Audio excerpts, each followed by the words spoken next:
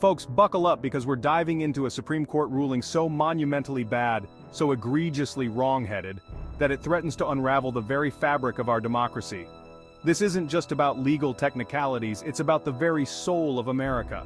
We're talking about presidential power, the kind that makes Nixon's shenanigans look like child's play.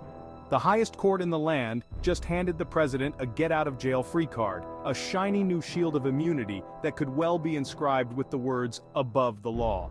This isn't hyperbole, people. This is a five-alarm fire for anyone who values accountability, the rule of law, or even the basic concept of a functioning democracy. The implications of this ruling are staggering. Imagine a president, any president, able to operate with impunity, shielded from investigation, untouchable by the law. It's a terrifying prospect, and yet, thanks to this Supreme Court decision, it's one step closer to reality. So how did we get here, you ask? Well, it all started with a subpoena, those pesky little documents that are supposed to ensure that even the most powerful among us are still accountable to the law. But when it came to this particular president, those subpoenas were met with stonewalling, defiance, and a level of legal acrobatics usually reserved for Cirque du Soleil. The case itself was a tangled web of legal arguments, but at its core, it boiled down to a simple question. Is the president above the law? Can he simply ignore lawful requests for information? The Supreme Court, in its infinite wisdom, decided that yes, he can. This wasn't just a defeat for justice, it was a complete and utter rout. And the worst part, it didn't have to be this way. Thankfully, not everyone on the Supreme Court had completely lost their minds. The dissenting justices, bless their black robes, saw this ruling for what it was, a dangerous power grab, a blatant assault on the very principles of our democracy. Justice Roberts, often a voice of caution, pulled no punches in his dissent, writing, "The court's decision threatens to undermine the integrity of our institutions and the rule of law." But his words, eloquent though they were, seemed to fall on deaf ears.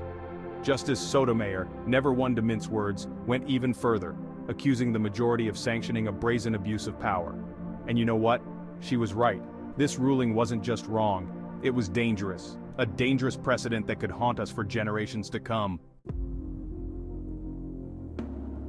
The unraveling of checks and balances.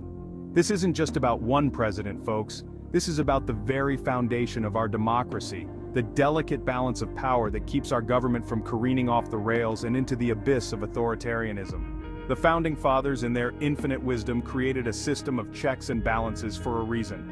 They knew that power corrupts, and absolute power corrupts absolutely. But this ruling throws that system out of whack, tilting the scales of power dangerously in favor of the executive branch. What's the point of having a Congress, a judiciary, if the president can simply ignore them at will? This ruling opens the door to a level of executive overreach that would make even Richard Nixon blush. The ramifications of this decision are far-reaching, extending far beyond the walls of the courtroom and into the very fabric of our society. If the president is above the law, then what does that mean for the rest of us?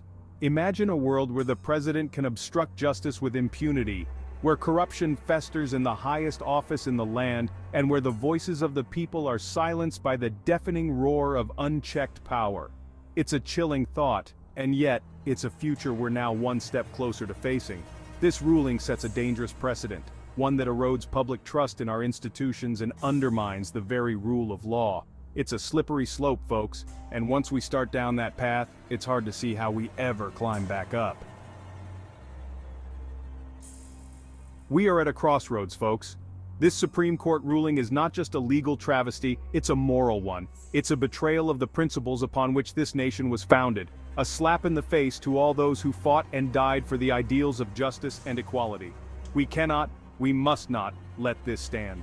We, the people, have a duty to speak out against this injustice, to demand better from our leaders, to fight for the soul of our nation.